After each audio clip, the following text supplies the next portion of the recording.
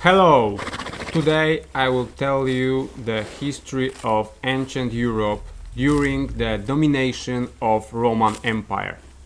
I will start with the assassination of Julius Caesar and I will end when everything started falling apart in the middle of 3rd century AD. Stay with me for these 3 fascinating centuries of European history. The most important event that shaped the history of late antique Europe was transition in the Roman Empire from the Republic to de facto monarchy. And it started all in 1st century BC when Sulla, very prominent general of the Roman Empire, took all the power and he was a dictator in the beginning of 1st century BC. But Sulla made it to preserve the republic. It was his aim. But his example showed that it's possible for one man to hold the whole empire. And it was very lucrative position. It was the top of the world, and many ambitious politicians and generals in the Roman Empire wanted to be like Sulla and rule the empire at their own. So another very ambitious attempt to do this was famous Julius Caesar, who after conquering Gaul returned to Rome and decided that he wanted to rule this empire as a solo ruler. But as you know, 15th March 44 BC, the amount of daggers in his belly was too big and Julius Caesar passed away. But his legacy didn't. And his son Octavian, 19 years old, and his friend Mark Antony wanted to reclaim the power over Roman Empire for their own. And also Lepidus was the 3rd one who aided them in this pursuit. Against them there were Cassius and Brutus, people who were responsible for murdering Julius Caesar, and they proclaimed themselves as the guardians of the Republic. So civil war erupted, and 2 years later, in October 42 BC, in Macedonia, under the city of Philippi, 2 great armies clashed. And the army of Octavian and Mark Antony was better, and they were able to destroy the army of Cassius and Brutus, and they both committed suicide because they don't wanted their enemies to capture them alive. Soon after this battle, the triumvirate also get rid of Lepidus because he was less able to rule the state, and finally these 2 guys, Octavian and Mark Antony, splitted the empire. Antony took the east and Octavian took the west with the Rome. But enmity between them started to grow as Mark Antony left his first wife, which was a sister of Octavian, and he switched to Cleopatra, Queen of Egypt. Cleopatra was very ambitious, beautiful woman from the old Greek dynasty, Ptolemies, and she had a son. His name was Caesarion, and he was the son of Julius Caesar. When Julius Caesar visited Egypt several years earlier, he had romance with Cleopatra, and now she had his son called Caesarion. And Octavian was very upset because Mark Antony left his sister as wife, and now he is trying to create his own dynasty with this barbaric queen from Egypt. So another civil war erupted, and conclusion was made on waves on Mediterranean Sea near Actium. 2nd September 31 BC, two great navies clashed, and it was very possible that Mark Antony and Cleopatra will win in this battle, but in the midst of this great battle, suddenly Cleopatra decided to take her ships and swim to Egypt. And as Mark Antony saw that, he also withdrew his ships and swim behind Cleopatra to catch her. And as his army saw that Mark Antony is escaping the battle, they surrendered, and this way Octavian's forces won under Actium, and the civil war was almost completely decided, because Cleopatra knew that when Octavian will invade Egypt, she has no chance to fight Roman legions on the ground. So she made a very dramatic move. She gave Caesarion, her teenage son, a lot of gold, and she gave him the best tutor she had, and tell them, go to India. In India create your own empire, and later come back to Europe and revenge your mother and your father. And Caesarion with his tutor went to India, and few weeks later his tutor betrayed him and brought him back to Octavian and sold him as a captive. And this was an example of biggest treason in ancient times, and Plutarch, ancient historiographer, is describing this event with very big disgust. But finally Octavian conquered the east, and now all the Roman Empire was in holding of one man, the Octavian.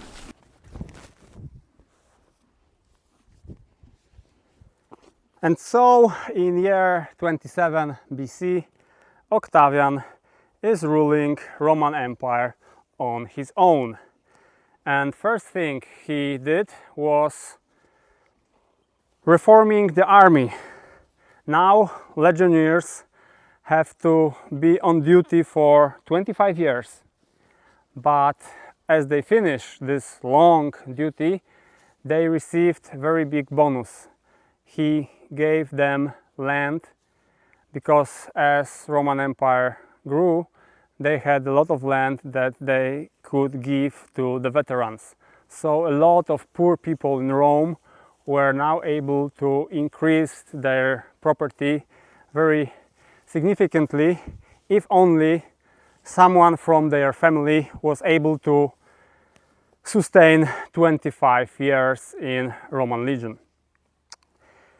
Also, he saw that Roman aristocracy is very greedy, looking for luxuries, looking for wine, best food, and not looking for women, and not wanting having children.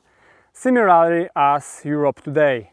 So he created a law, Lex Julia de Martantis Ordinibus, in 18th BC, and in this law he said that any Roman citizen have to be married, and this obligation was for men until 60 and for women until 50. So if someone was single and his parents died, he was not able to take all the inherited wealth from that, but half of the property was given to the state. And if someone was married but without children, was losing a quarter of his property when his parents or other relatives died. So it was very hard, and a lot of people don't wanted to obey this rule, but Octavian was a very strong leader with big authority, and he was able to impose this law. Of course, his rule, it's also a time of another big conquests for the Roman Empire. For example, he expanded a lot Roman holdings in Spain. Later, in 15 BC, he created two new provinces in north. He created Noricum and Rhaetia. Rhaetia is in present-day Switzerland. And then he wanted to create another very important province, Germania Magna. He wanted to conquer almost all territory of present-day Germany and create big new province, because Germania was very rich. It was full of precious wood, honey, furs, and metals. So it was a very interesting region for Rome to conquer. And as he was preparing for this big conquest, the great rebellion erupted in Balkans. In new province, Illyricum, almost 200,000 men revolted against Roman rule because they don't wanted to pay such big taxes for the Roman army, and they don't wanted this big conscription that Roman administration did, and also the oligarchy of the Illyrian tribes saw that they are losing their power year by year by year.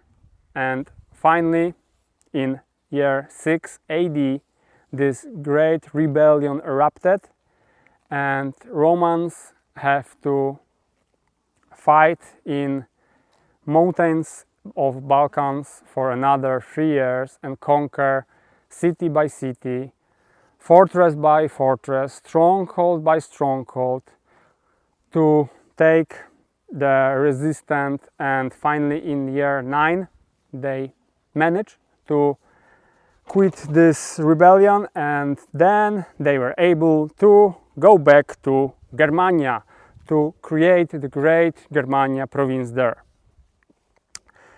And as many of Germanic tribes were friendly and allied to the Rome, some of them don't want to recognize the Roman supremacy. And one small Germanic tribe rebelled in year 9 AD, and Publius Quinctilius Varus led 3 legions to quell this rebellion. And as he marched through Germanic forests, these 3 legions, 20,000 men,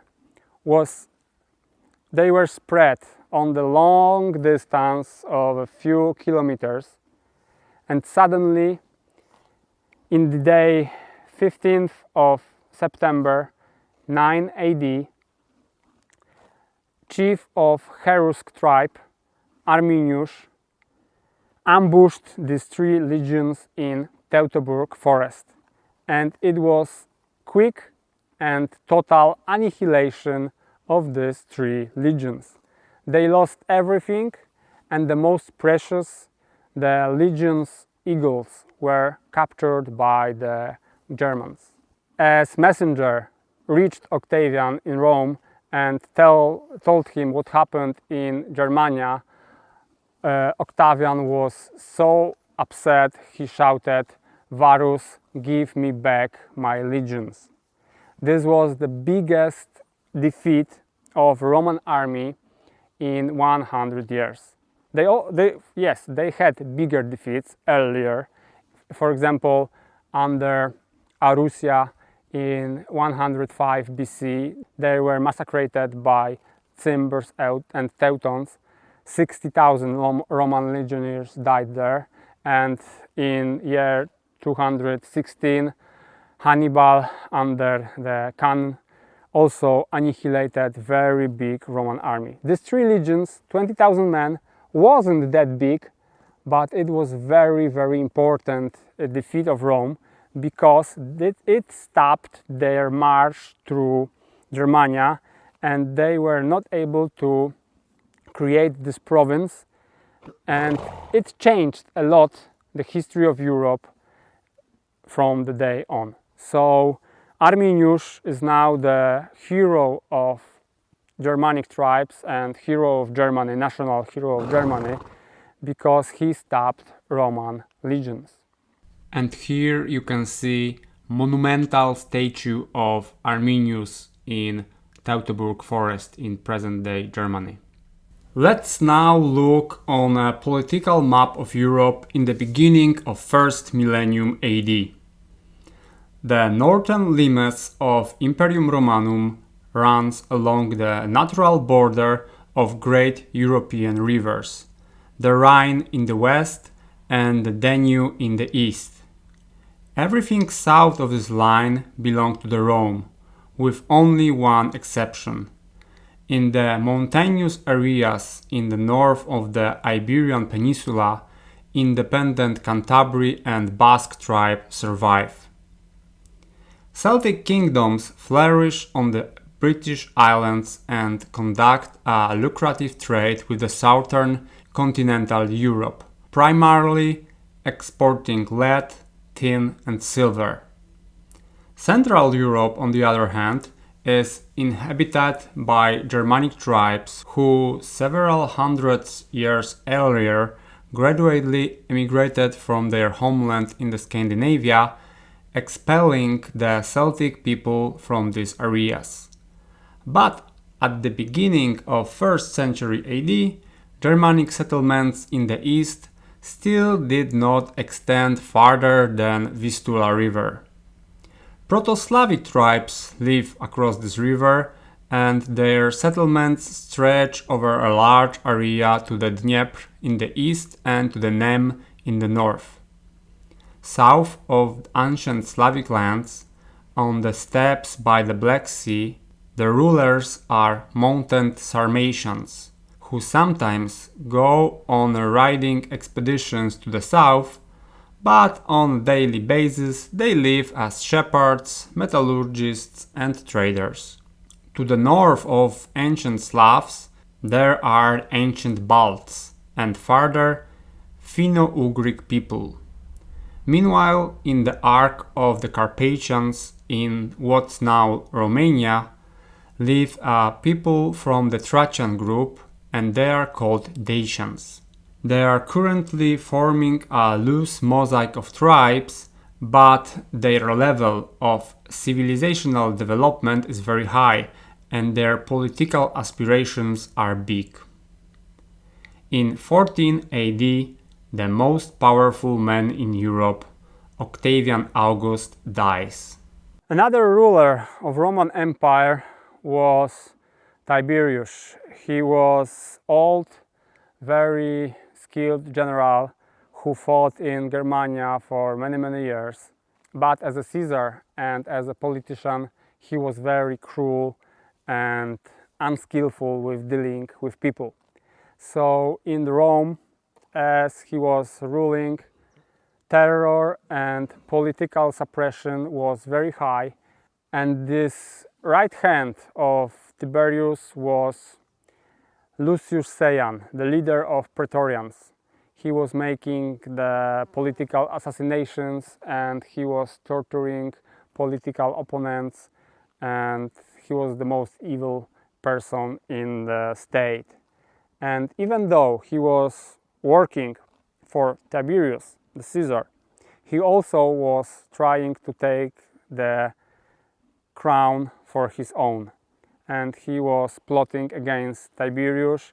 He even was able to poison his son, Drusus the Young. And finally, Tiberius came up with the knowledge that Lucius Seian is against him, and he ordered murdering him and all his supporters. So another wheel of crime and slaughter in Rome started. And that's why I am not talking at all about Roman politics, because what happened there was very awful for me. After Tiberius, another Caesar, Caligula, was in charge, and he was also a very bad person. He was not interested in ruling the empire. He was only interested in women and in wealth and in luxury. He was trying to impress everyone. For example, he ordered legions to march far north to Gaul, and he went with them on the shore of the La Manche Channel, and he not even crossed this water, came back to Rome and wanted great ovation as a great conqueror, Caligula. He made floating palaces, enormous, great ships with luxury palaces floating on the water. It was enormous. But finally, he was assassinated and some daggers ended up in his belly. And another Caesar was Claudius. Claudius was the man who finally wanted to conquer Brittany. In year 43 AD, Aulus Plautius led 4 legions to aid Roman allies in Brittany, and as they stand on this British ground, they conquer whole South Island with south part of the island, with Celtic tribes allied with them, and the tribes that were opposing were conquered by the Romans. But this was not the end of the Roman conquest of the Brittany, because there were a lot of terrain where Roman legions were unable to stand. For example, in year 60, king of Iceni, very important tribe in eastern England, died, and he left his wife and his daughters. And Romans, he was allied to Rome, but Romans were very nasty to these women. This woman, his wife, Boudica was her name, was wiped, and these daughters were raped by the legionnaires, and it ended up with a great revolt. Boudica led several thousand of Celtic warriors against Romans, and they erupted so quickly and so furiously that in coming years they were able to wipe out all new colonies in Brittany. For example, they conquered London and they slaughtered the Roman population there because they hated them for what they did to Boudica and her daughters. But few years later, reinforcements come and legions won the uprising and they settled the situation. But Brittany was far from being conquered, because in the west, the Welsh were not eager to put their neck under Roman rule. So Romans had to fight for decades in the highlands of Wales to conquer these stubborn Celtic tribes, and they wanted Welsh badly because there were very precious metals that were very important for Romans. After conquering Welsh, Gnaeus Julius Agricola went north and tried to conquer what is present-day Scotland. But there were Caledonians and Picts, very fierce warriors, and they were fighting with Romans for many decades. And even though in year 83, Agricola won a great battle against them. He wasn't able to conquer present-day Scotland because the resistance was so high and the guerrilla warfare led by Caledons were so effective against Romans that they went back and they built what will be known as Hadrian Wall in Brittany. And so the Britain was partly conquered in the 1st century AD. In the middle of 1st century AD, there is a very important shift in Germanic tribes in Northern Europe.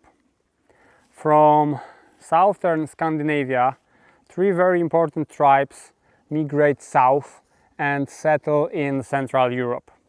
The first of them were Burgundians, who settled in the present-day western Poland. The second were Longobards, who moved through present-day Denmark and settled in present-day northern Germany. And the third, the most important tribe, were the Goths. And the Goths moved through Baltic and settled in present-day northern Poland. And then they will migrate south and east through present-day Ukraine. But this shift will come in another century. But here I want to point that in the middle of the 1st century, these 3 tribes migrated south. Why Germanic tribes migrated south? First of all, because of good climate in Scandinavia, which led to population growth, and there were population surplus that was able to migrate to find fortune somewhere else. But I think the most important reason was the battle in Teutoburg Forest, which was a very important event for Germanic tribes, and I'm sure whole Germania knew about this battle and they were singing about this victory and they were talking about it beside the fire in the long north winters when they speak some tales about warriors, and they dreamed about winning with Romans themselves. So I think the greed and the willing to get fame and treasures from Rome was the most important reason why these Germanic tribes wanted to migrate south to be closer to the Roman borders. But in the 1st century, in the late 1st century, Germanic tribes were not the big danger for Roman Empire. The biggest problem they had with Dacians. Dacians living in present-day Romania were very well-developed people with very high culture, very good metallurgy, and I were in their capital, high mountains in Carpathian mountains. It's called Sarmizekatusa. Beautiful ancient ruins showing the greatness of their capital and of Dacian people.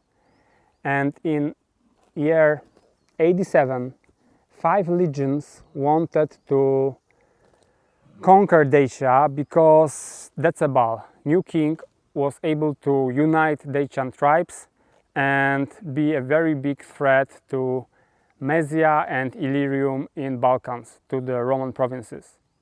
And these 5 legions were almost whole annihilated by Decebal and his warriors in an ambush that he prepared for them.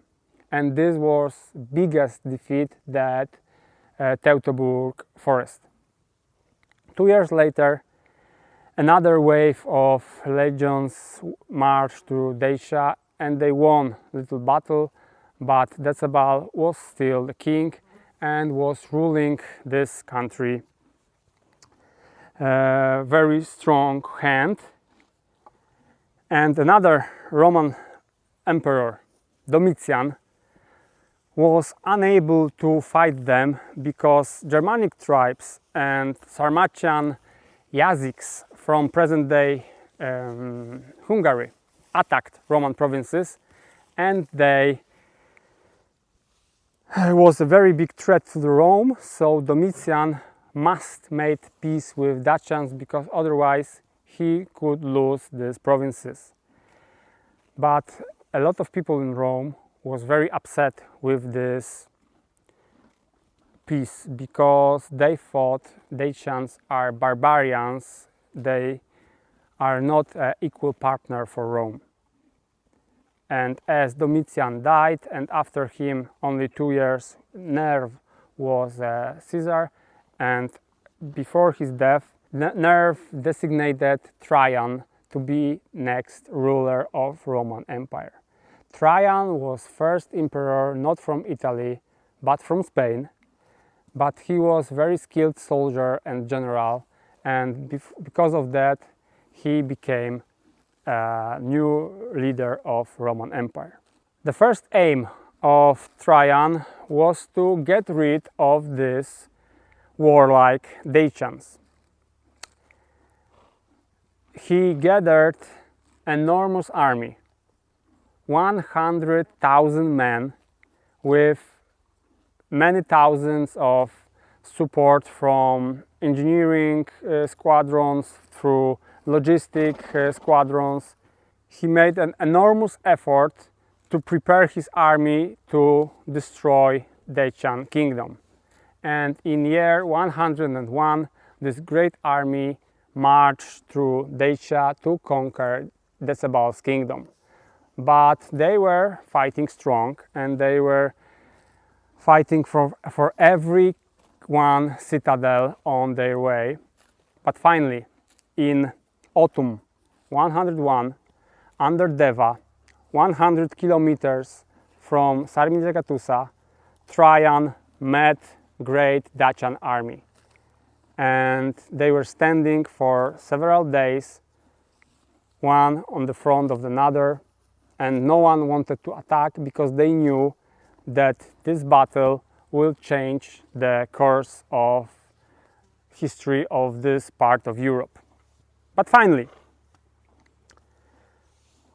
the great storm started and the thunders started to fall from the sky, and for Trajan this was the sign from Jupiter that they have to attack. So he ordered his legions to walk and attack the Dacian army. And in this very big rain with thunders, the blood was mixed with the water, and this great battle took place. And after several hours of fighting, Romans were finally victorious, but Dacians were not completely defeated. They withdrew and they prepared defending their capital, Sarmizegetusa. And the amount of Roman soldiers wounded in this battle was so big that Trajan gave his clothes to make a bandage for his legionaries because they needed a bandage. They ran out of them. But the year was very late and they were not able to take Sarmizegetusa before winter. So they decided to camp in this mountainous Dacian terrain and wait until spring to take Sarmizegetusa. And what did Decebal, the leader of Dacians? He took some allies from the east, Roscolans, Carps, and he attacked Mesia. He crossed frozen Dunaj river and he attacked Roman provinces south of Dunaj. And this was shocking for Trajan, that now he has enemy in his own territory. So he have to move very quickly south and deal with Dacians. And he managed to repel them in spring 102, but he was not able to continue his pursuit to capture Sarmizegetusa. So he made a peace with Decebalus. He splitted Dacia. He took some territories in the west, but the rest was under Decebalus' rule, and Decebalus agreed to be a vassal to Trajan. But this vassalage was only a fiction, because Decebalus was all the time plotting against Trajan. Even he wanted to assassinate the emperor, but he failed. And also Trajan knew that this is not the end and that the war had to be continued. But the first one who started the war was Decebalus. In 105, he attacked these western Dacian territories and tried to reconquer this land. And Trajan gathered another time great army to fight with him. And he did it in 106. He marched through, conquer Sarmizegetusa. He besieged this capital, and finally, after many months of very bloody assaults and siege, he finally captured this great city. But Decebalus flee, and for next months he was trying to escape Romans in Carpathian mountains, but finally they almost catched him because he committed suicide before he was captured.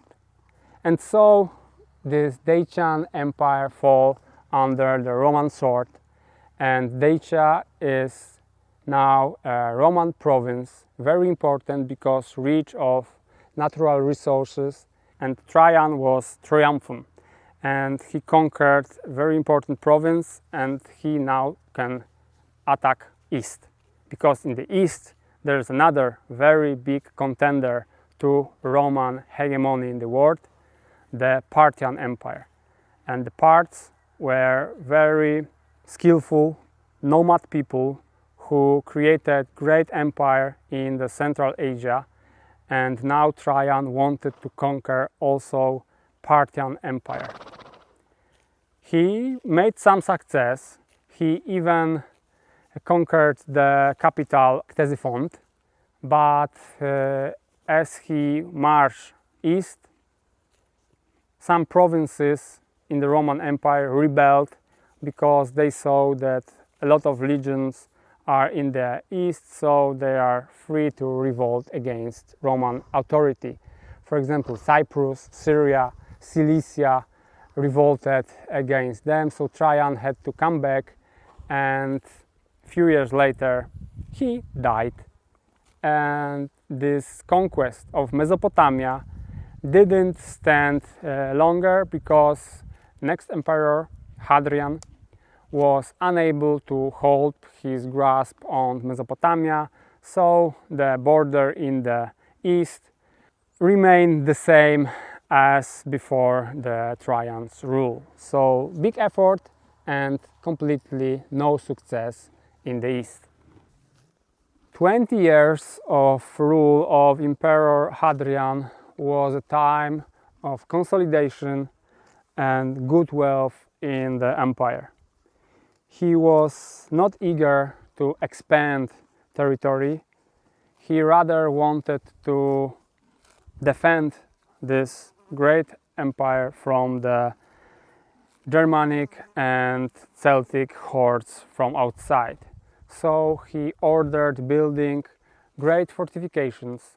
Most well known are Hadrian walls in Brittany, but also he created Rhaetian limes in northern Switzerland, present northern Switzerland, and also he fortified Rhine River so that Germans from the eastern side of the Rhine could not pass this river and invade Roman territory. But in the first half of 2nd century AD, the greatest defeat of the Romans was probably the war against Simon Bar Kokhba in Judea, a Jewish uprising from 132 to 135. Although the Romans ultimately won the war, the losses suffered were enormous. In 133, the entire Legio 22 was destroyed by the Jewish. And so they lost so many soldiers that when Hadrian was talking to Senate, he skipped the traditional formula, me and legions are going well, because they were not going well at this time. Legions suffered a lot of losses in this rebellion in Palestine. But beside this uprising in Judea, this was very prosperous time for Romans and for barbarians outside the limes.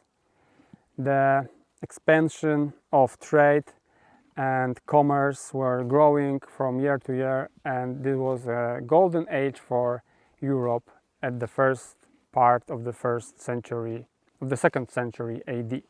Roman merchants and their barbarian colleagues met in border cities as Moguntium, Agregantum, Vindabonda, Aquintum, which is present-day Budapest. The large area of the Barbaricum was a receptive market for Roman goods: wine, olive oil, terra sigillata pottery, metal products, fabrics, jewelry, coins. The Germanic tribes supplied amber, skin, furs, wax, honey, slaves, and sometimes agricultural products. Archaeological findings are full of Roman objects dating back to 2nd century, and not only close to Roman borders, but also farther in the Barbaricum, in Scandinavia, Scotland, Pomerania. There are plenty of findings of Roman products, especially pottery, weapons, and coins.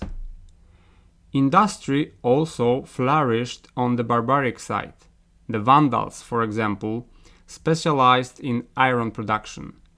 The remains of thousands of furnaces for smelting iron ore has been found in Poland, and it seems that this was the supply center for much of Germania. The Goths, on the other hand, made wonderful camps from animal horns, because every decent Germanic warrior had to have a large bird that had to be carried with such a camp. Moreover, they noticed that Roman coins were extremely valuable, so they learned to counterfeit them and produce them themselves. This map shows the large scale of trade exchange. This is a map of findings of Roman coins around the world. In 161, Mark Aurelius is becoming the last good Caesar of the Roman Empire. And taking advantage of this change in power, Parthian Empire in the east attack Armenia, and then they attack Syria and try to conquer this Roman province. Lucius Varus took a lot of legions and marched east to win with Parths, and he also conquered Mesopotamia as Trajan did 50 years before. But he could not possess these territories because some strange disease broke out in 165 and a lot of legionnaires died from this sickness. And now Germanic tribes north to the limes saw great opportunity in attacking Rome, because Rome has majority of its army far in the east, and also this army is now decimated by the sickness. Because the expedition to the war with Parthians were the first such total mobilization of the Roman Empire since the times of Trajan's war with the Dacians, Germanic tribe perfectly knew about it. Therefore, soon after the legions set off east, unrest began on the northern borders of Rome. The Hatti and Cherusci managed to cross the Rhine and enter Gaul, but were quickly repelled by the legionnaires. But at the end of 166, the Longobards from the depth of Barbaricum were marching by their kinsmen's territories and entered Pannonia. But in the spring of the following year, they were repelled by the Romans.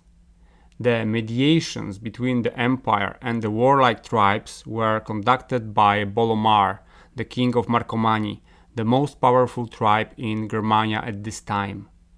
In 169 the situation became very tense. When the Romans went beyond the Danube to pacify the Yazigis, three Dacians attacked in the east, on Mysia, and in the west, Marcomanns, Vandals, Longobards, Quads, and Sarmatian Yazyks united, assault south, attacked Roman provinces. In 170 they besieged Aquileia, and this is the first incursion of Germanic tribes into Italy in almost 300 years, since this was done by Cimbri at the end of 2nd century BC. Mark Aurelius recognized the seriousness of the situation. The empire lost almost 10 million inhabitants through the disease in recent years, and still he raises taxes to pay for army to face the invasion. In 171 the Marcomanni were driven out of northern Italy, and the war moved to the area of today's Bohemia and Moravia. Thus, in 172-73, the subjects of King Bolomar were brutally pacified, but at the same time Quadi rebelled, and the Hattians and Hermurdrans attacked in the west. Marcus Aurelius headed again east, defeated the Quadi and also defeated Yazigi, freeing numerous prisoners whom they had captured during their previous raids on Pannonia. In the peace treaty of 175, 8,000 Sarmatian horsemen were pledged under the command of Mark Aurelius, who sent them to Brittany, where they will help to fight the invasions of the Highlanders from the north. Do you remember the beginning of the movie about King Arthur? There is a reference to these events. In 176, Mark Aurelius announced victory over Germans, but a year after, Quadi again fought Rome and Marcomanns joined them. In the response, seeing no chance of a different solution for the situation, a very expensive permanent occupation of the area north to Danube took place. As Mark Aurelius won this war, he now wanted to create new province from present-day Czech and Slovakia, and he was stationating his legions there, and his sudden death in 180 cancelled these plans because his son Commodus was not able to sustain this good politics that his father did. Commodus was ruling for 12 years, and he was very poor emperor. He was only interested in his pleasures, in applause. He was watching gladiator fights. He was even participating in gladiator fights only to get some applause from the audience. He was interested in romance, in alcohol, parties, and the ruling of the state was in hands of his friends. And his friends, as they could, they were corrupted to the core. So this was very poor time for Rome. And finally, they assassinated him in 192, so he could not make his mess any longer. After the assassination of Commodus, civil war broke up, and Septimius Sever was trying to defeat other pretenders to the crown. And in 194, under Issos in the east, Gnaeus Nigrus, accompanied by Parthian warriors, by Parthian cavalry, was defeated by Septimius Sever, and finally in 197 he became the only ruler of the Roman Empire. But he knew that now his political power is only gained through strength of the legions. So he made a big compromises with the legions.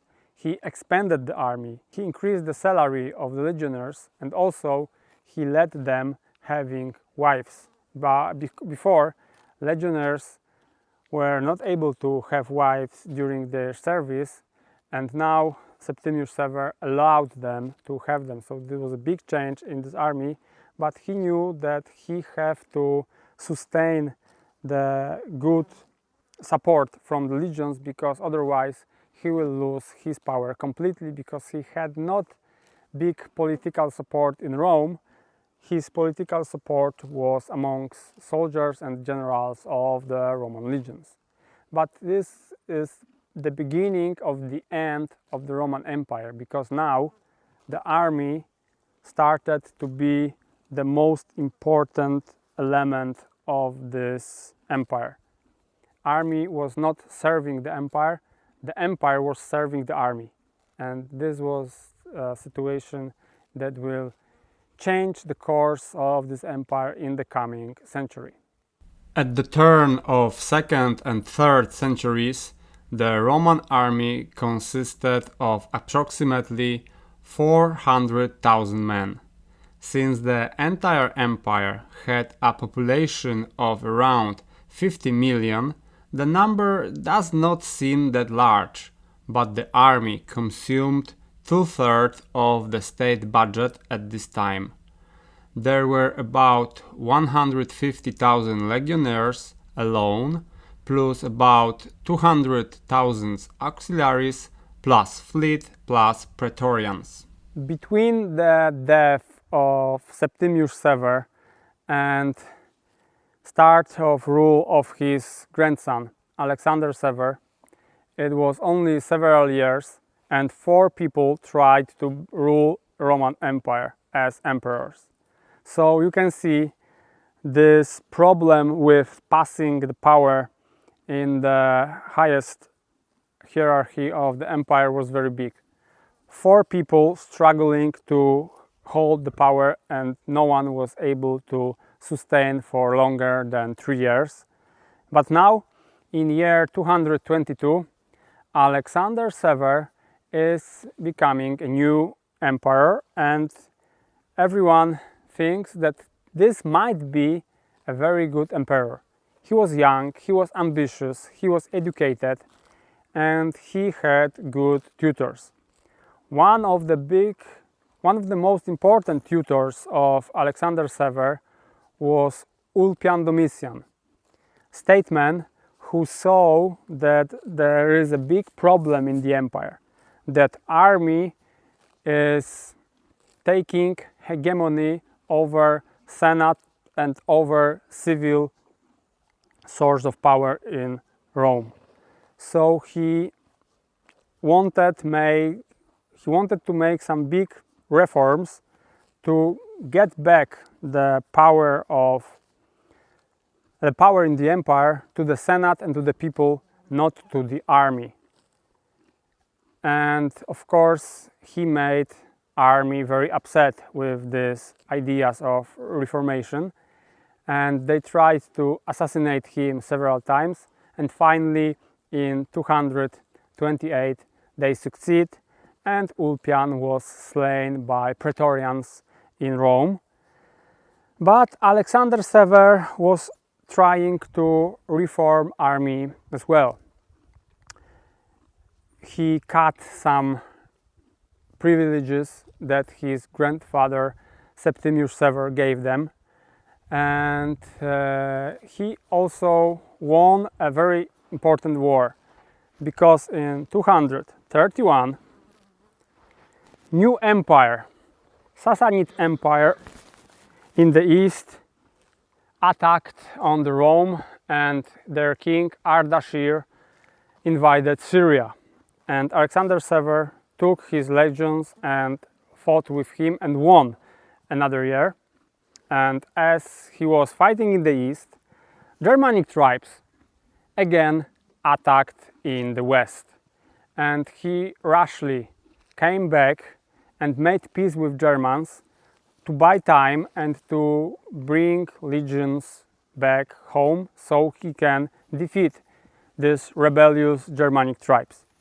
But legionnaires on the Rhine limes saw this as an act of weakness, and that Alexander is coward and he's not able to rule this vast empire. So they rebel against him, and in 235 Alexander Severus was assassinated by his legions. And this is the beginning of the end of the Roman Empire, because after his death, for another 50 years, there will be constant civil war, and generals will rise to power, rise by legions. Legions will fight with other legions, with other generals. All of them will proclaim themselves emperors, and this civil war will be, of course, very bad for the empire, and the barbaric tribes surrounding this empire will take great advantage of this situation. Thank you very much for watching the brief history of Roman Empire, and in the second part I will cover the remaining 2 centuries when the Western Roman Empire will collapse.